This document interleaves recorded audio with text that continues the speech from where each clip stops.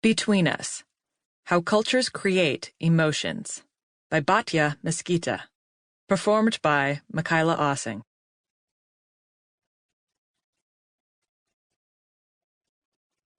Do all human beings have emotions, just like we all have noses or hands?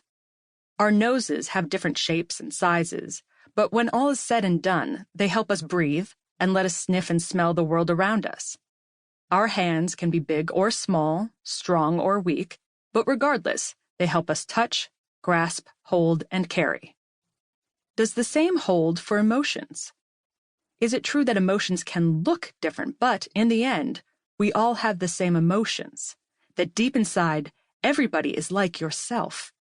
It would mean that once you take the time to get to know somebody, you will recognize and comprehend the feelings of people who have different backgrounds, speak different languages, come from other communities or cultures.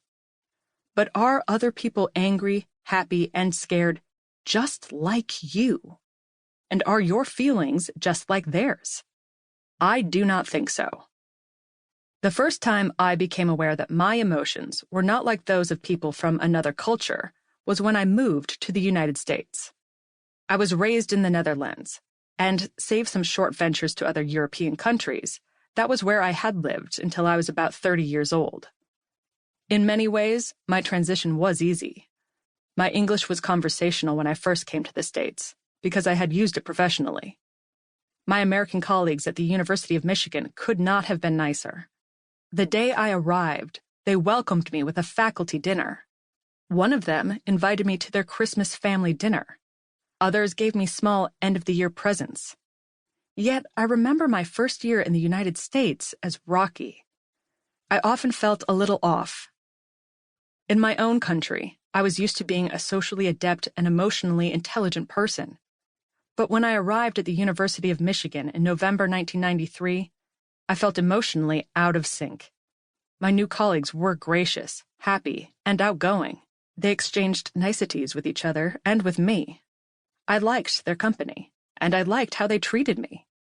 Yet things were not easy, because I was unable to reciprocate in appropriate ways. I felt my own emotional shortcomings.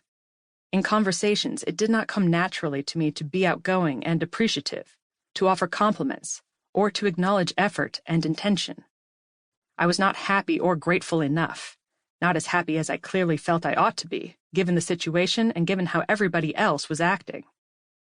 It bothered me that I was emotionally underperforming, and I was not merely imagining that I was. I simply was not smooth. One day, a colleague asked me if I would like to have lunch with her the next day.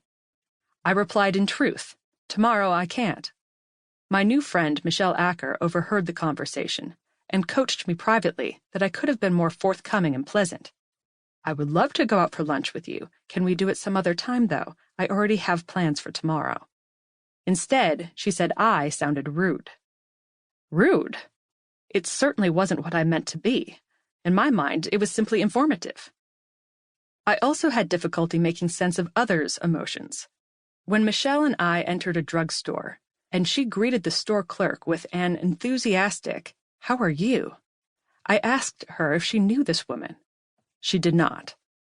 The interest she displayed in the clerk's well-being did not seem to fit the situation. The clerk, without missing a beat, reciprocated with a smooth, "Wonderful, and what about yourself?" I was left wondering what I had missed in this enthusiastic exchange between strangers.